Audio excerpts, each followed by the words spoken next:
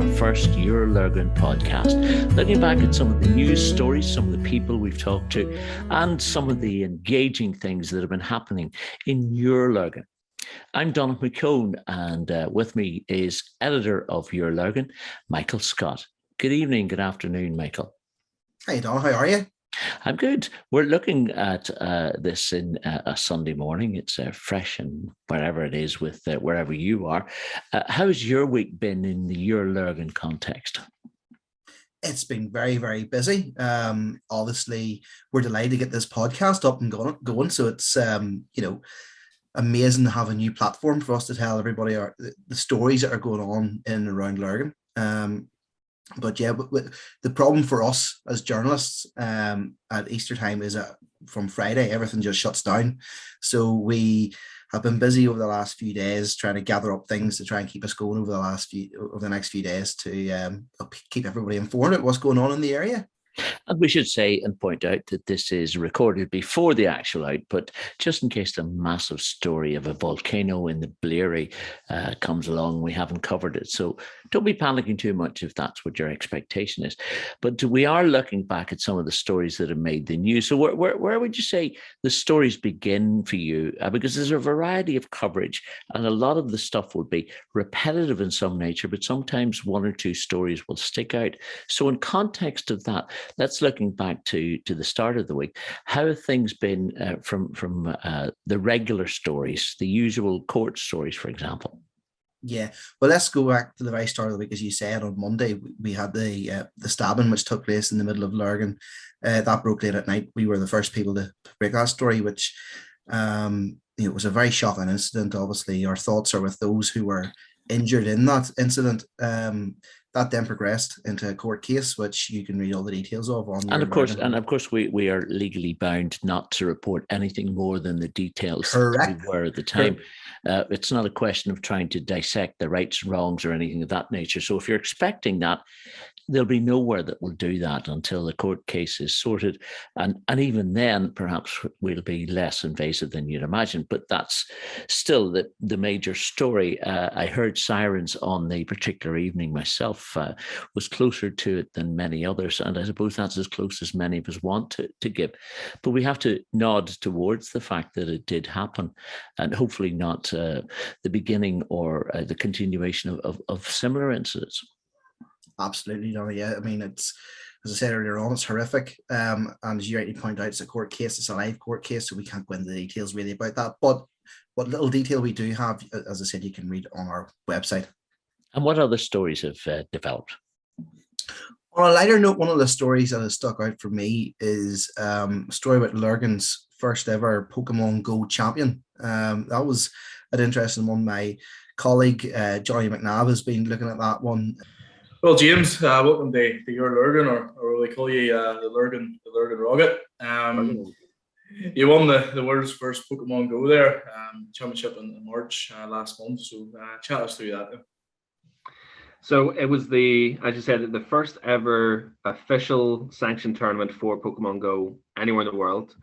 There was a little invitational, like a friendly sort of tournament at Worlds in Seattle a good few years ago. But in terms of actual competition, this is it. This was the first one, and I won the whole bloody thing.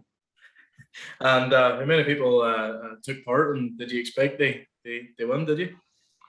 So there was 79 players had registered, but there was only 62 there on the day. For one reason or another, 17 of them couldn't go. One of them, unfortunately, was a good mate of mine who was told by his missus he wasn't allowed to go, because he was on stag do's the last 2 weekends before that.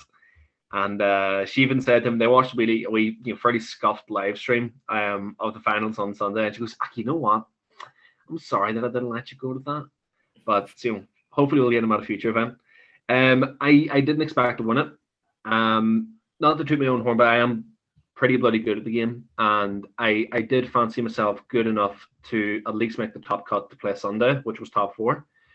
The only goal for the weekend was to try to play in the grand finals, which would be top 2, because that would guarantee the invite to the World Championships in August. So, once I got that the pressure was off. I didn't care if I won or not. Bloody chuffed that I did.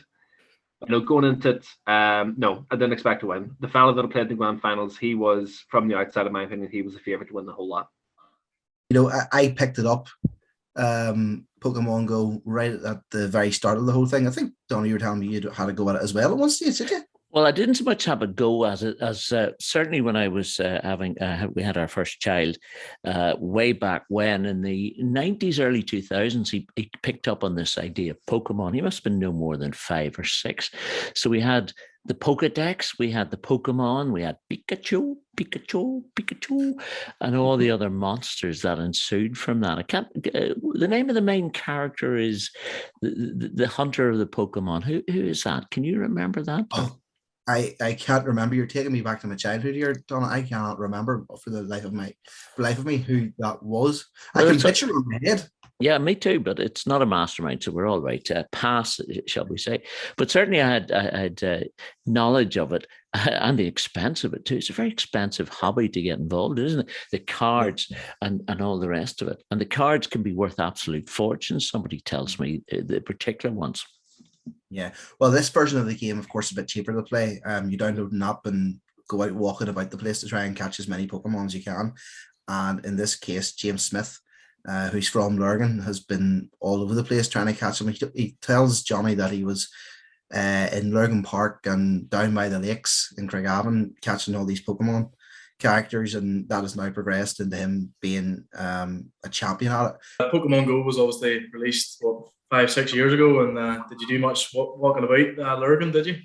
A pile, yes. So Pokemon Go released here on the 13th or the 14th of July 2016 in this country at least. So the first good few months was laps and laps around Lurgan Park, up the town centre, and walking down out to Oxford Island just to see if there was differences in what you got there by the water as compared to what you get in the middle of the town. Back then there was a wee bit of a difference.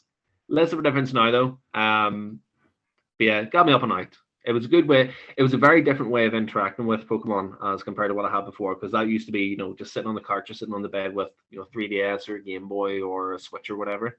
It was a good excuse to get out and go for a walk. So he now goes on to the World Championships. We wish him the best of luck, because wouldn't it be great to have another world champion in Lurgan, even if it is a Pokemon? Absolutely. Well, especially if it's a Pokemon, because there's hardly any other. There might be a few. We've had our world champions here from Lurgan. I'm not sure if you're aware of this. This is at the top of Castle Lane. This is the actual. It's not a billboard, but it's just a commemoration to him. Ike Weir, born 1867, same year as George Russell, the famous George Russell. And it celebrates that he was a native of here, and he was the featherweight boxing champion of the world. As you can see from some of the pictures here, he fought a round of, guess how many battles rounds he fought in this particular battle. Can you guess? Enlighten me. Go on. 80 rounds. 80 rounds. In the Queensberry rules too, it wasn't as if you had to fight the round till you fell down. And the man he fought against was a man called Torpedo. Well, he had the nickname because Ike Weir had long, stringy arms, and they called him the Spider. But Billy Torpedo, can you see him here? Billy Torpedo is the man who beat him. Billy Torpedo Murphy, who's wearing the actual, what do you call that? A belt, and then you have one of Ike on the other side wearing his belt, and then he obviously lost his belt thereafter. One thing I love about those old photos of boxers is that traditional pose where they have the arms out like that there, or what I got there, as if they're gonna. I'm gonna Julio, son. Like all this. That's right. Put him up. Come on, put him up. Put him up there. Put him up. Put him up. Put him up. Put him up. Yeah, it's like a Pokemon battle, isn't it? Almost. Yeah. As well here in Your Lurgan, we don't take ourselves too seriously, isn't it? Well, I don't know about you, but I take myself extremely seriously, and then I'm waking up. Yes, indeed. Spider, they called him Spider because of his long spidery arms. Ike Weir, world champion. He was also a jockey beforehand, and then went to America, I think in his late teens or thereabouts, and made a bit of a fortune for himself. We don't know where he ended up. We're just not sure. But he was a world champion from Lurgan. And there is another world champion that, well, he's not a world champion, but he officiated at world championships. Can you guess who he might be? You talking about Len Ganley? Oh, you are clever boy you are. I was watching something the other day and he popped up on it. I can't remember what it was. Obviously, it was snooker, but I can't think what it was I was watching and he popped up. Well, Len Ganley pops up in all sorts of things. He pops up in a walking tour that I do about Lurgan. And guess where Len Ganley was born? Go on. In Castle Lane. Oh. Wow. Here he is as a chimney sweep kissing a bride-to-be at Lurgan Park, or at the outskirts of it, because the chimney sweep was regarded as being a very lucky person to have, not just at weddings, but at other occasions. It comes, I think, from the ancient tradition of the hearth and the fire. It's a Roman thing, passed down from Roman times, and indeed with Celtic beliefs as well. So a chimney sweep was a very important person to be. I don't know any chimney sweeps today. I mean, coal's disappearing, coal fires and all sorts. So there must be some. We still use a coal fire. It does get lit. Usually on a Sunday we light it, just to keep the living room warm while we're sitting there cuddled around watching the football. And if things get really tough, you can take that door behind you, a nice wooden door. You cut it up and you could put it on the fire too. It's nearly getting to that. It's nearly getting to that stage too, isn't it? It really is. The cost of living these days, it's shocking, and I have every sympathy for families out there who are struggling at the minute. It's awful. The price of everything seems to be going up. Wages don't seem to be going up at all, and businesses are struggling. Families are struggling. It's something needs to be done about it, I think, because we're going to find ourselves in real serious problems very, very soon. It's not just a Lurgan situation, all of this. And even with this, Michael, something that I know that's been in the news this week that you've covered is about helping others much further away than ourselves, where our circumstances have been pretty dire, we think. And then we look to Ukraine, where the situation is unbelievably uncertain and unbelievably dangerous. And yet we're still reaching out here in the borough context, the ABC borough context, I believe, a new initiative during the week to help Ukrainian folk. Yeah, a new Ukrainian support hub. I can't remember what the exact name is, but basically anybody from Ukraine who's found themselves relocated to this part of the world can go and get assistance at Brownlow Hub. I think they open it every Wednesday morning for anybody who wants to go and get assistance about various things, from benefits to housing and different things like that there. So, I mean, that community outreach is still ongoing. Plus, we still have donations being made left, right and centre right across the borough, not just in Lurgan, that are going to help people who are still in Ukraine. It's been a fantastic humanitarian effort, by everybody in the area, and I suppose that's something for us all to be very, very proud of. And indeed, we had the story on video a week or two ago of Barry Hawhian reaching out to Ukrainians, bringing 8 or 9 of them. Barry from Lurgan, he's now living in Madrid and has a castle in Galway.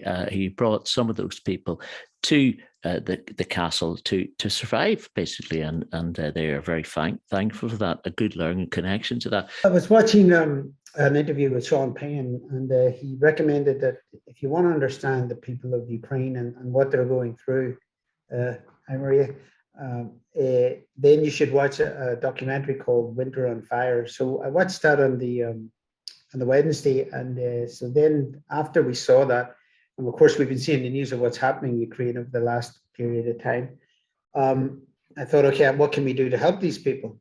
So I don't have anywhere in Spain that I could put them up. So I thought, okay, well, let's put them up in a castle. So I thought the easiest way to do it then was just to fly up to Poland. So fly up to Poland, go to the border and pick up some families. That's simple.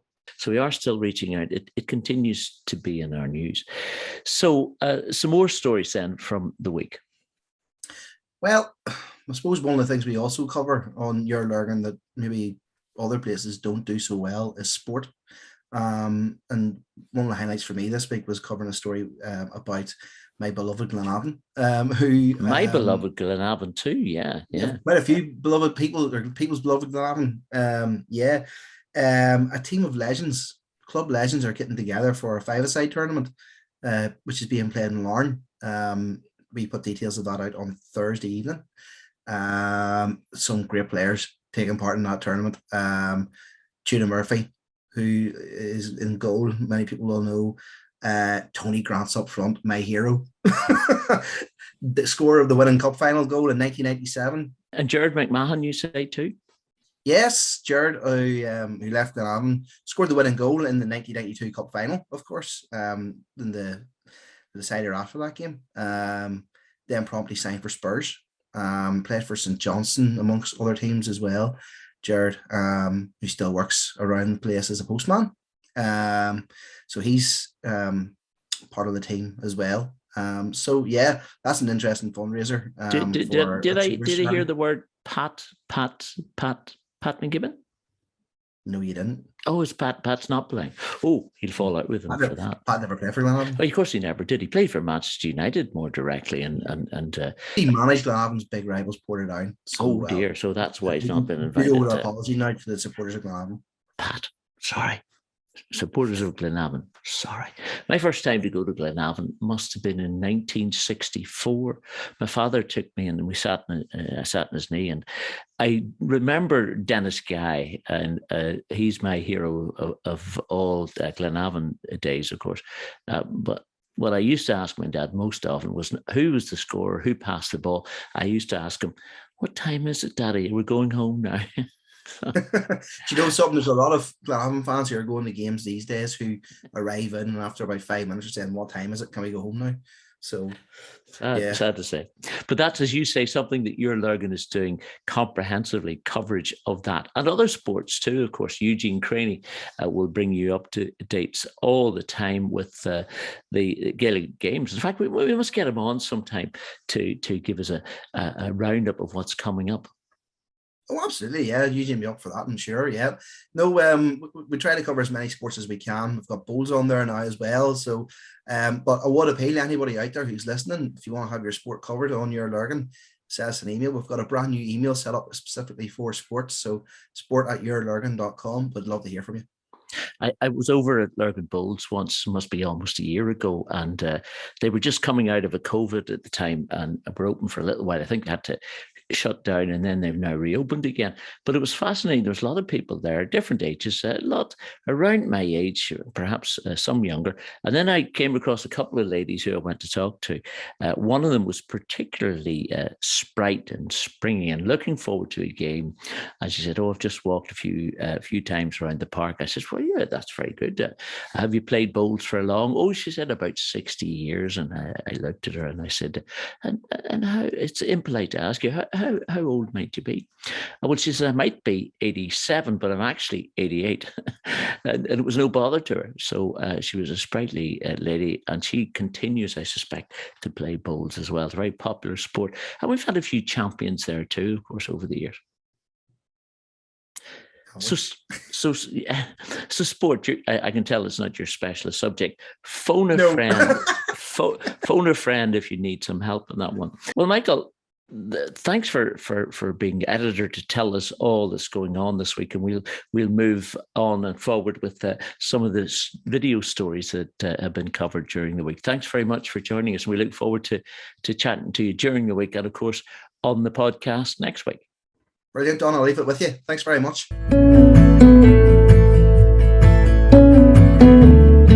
You're watching, listening to the Your Lurgan Podcast. I'm Donald McCone. And if you are only listening on podcast, you can catch us, of course, on our YouTube channel, Your Lurgan. Check it out. You really enjoy it. And if you don't like the pictures, you can kind of switch the video off, which would defeat the point of joining us on YouTube, I suppose. However, it's your choice, and we're glad to know that you're here. Hope that you subscribe to the podcast and our YouTube channel as well. So let's talk video now. And even though you're listening on podcast, you'll hear the stories we've recorded over the last week or so. One of the most fascinating visually has been that of the recreation of the wall that was built as part of Shankle Parish Rectory way back in the 1800s. The work's been carried out by Scullion Stonemasonry Limited, and it's under the auspices, or at least the sponsorship, of the Lurgan Townscape Heritage Scheme. And we see more and hear more from Connor right now.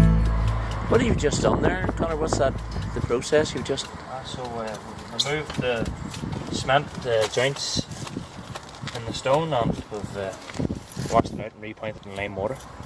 So we're just going over it now, filling it all back in and stibbling it.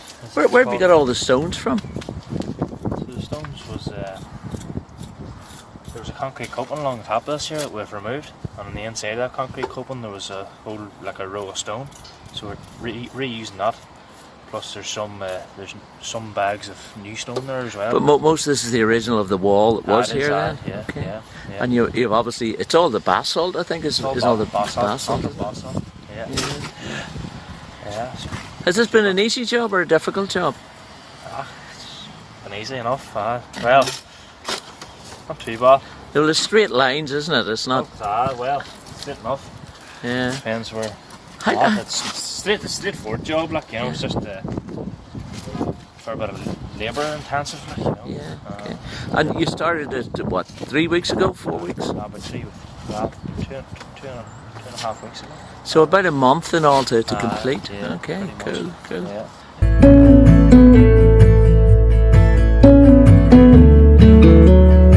Thank you to Conor Scullion and indeed the Scullion Stonemasonry Limited Group and indeed the Lurgan Townscape Heritage Scheme for allowing us to be there at the near completion of the wall. In fact, it won't be completed until perhaps the next few days. We hope to have an update and some reporting from that as it comes to a conclusion. We'll hear more about Conor Scullion in coming weeks. We understand that Conor has worked not just in Northern Ireland, also throughout Ireland, and indeed the UK and the world, and most notably, as he may have mentioned, back in New Zealand when they had an earthquake back in Christchurch, New Zealand, where he went to work for quite a few months. We have more stories to hear. This time we hear from Roisin Quinn, who is the proprietor of Floral Fusion Designs, and she's based in North Street. She's just opened a new store, taking a big risk, having been a quantity surveyor for many years. It's a positive story. It started, I suppose, as a hobby to get me out of the house one evening a week after I had our first child. So not being from the area, I sort of thought I'd get to know a few more people. So as I say, started in one night a week in Lurgan Tech doing floristry and enjoyed it that much. Continued with the 3 years and got the wee qualification out of it at the end. And then I was doing sort of weddings and that for friends and doing bits and pieces, and then just progressed and built up. And then I suppose I decided then that I'd like to specialise in the artificial, the faux floral, simply to try and do away with the perception that the artificial flowers look fake. It's always the opposite of what many people have thought about as COVID ensued, that they didn't want to take risks again. Yeah. And you've done exactly the opposite. You took the biggest risks possible. Yeah, probably. I suppose with COVID and lockdown and all, you sort of appreciate the time at home, what you really want to do with your life. And I decided that after those 20 odd years of working for somebody else and, you know, always sort of just trying to juggle life and juggle everything, I thought, well, it's time to do it for myself, I think, and, you know, and do something that I really want to do, because life is too short. Not that I loved my job as a quantity surveyor, I just sort of felt it was time to take a step in a different direction. So you've got a shop front, you're just opposite what is the INF here in North Street, and you're brightening up from the outside and the inside. Yeah, definitely. I mean, there's obviously still a bit of a work in progress, but I have a sign to get finished and stuff, but we'll get that done and once we get a bit of time. But yeah, still, I mean, this is what the shop window is, I suppose, like part of the shop itself and what I'm doing. So, you know, you have to be able to showcase. Thank you for letting us to be here, and the best of luck in this new venture for you. No problem. Thank you very much, Donna, for coming and meeting me and having a chat, and it's been lovely to be made so welcome to North Street, because there's been so many of the other traders have, you know, put their head around the door and and welcomed me and wished me all the best. So I hope to be here for quite a while. Thank you to Roisin, and thank you to your positivity, and best of luck with Floral Fusion Designs. And of course, we'll keep you up to date how that's going, and indeed other burgeoning stories, you might say. Burgeoning, do you like that? Growth, flowers, that sort of thing. When they develop and grow from roots here in Lurgan. That's what this program is about. Your Lurgan, reflecting what's happening, what's happened in the past, what's going to happen in the future. If you want to get in touch with us, it's fairly easy. Our easy email is info@yourlurgan.com. Thank you for listening, watching to the Your Lurgan podcast. Check us out Sundays, 9 a.m. is when it's firstly available, and then thereafter on the various outputs for podcasting, and indeed on our YouTube channel. You can subscribe to our Your Lurgan page, Facebook page, or indeed our Instagram accounts, and that will keep you updated with the latest news as it happens in Your Lurgan. And they all have that title, either on Facebook or Instagram, Your Lurgan. Thank you for being with us today, tomorrow, tonight, whenever you're watching it. I'm Donald McCone. Have a good day.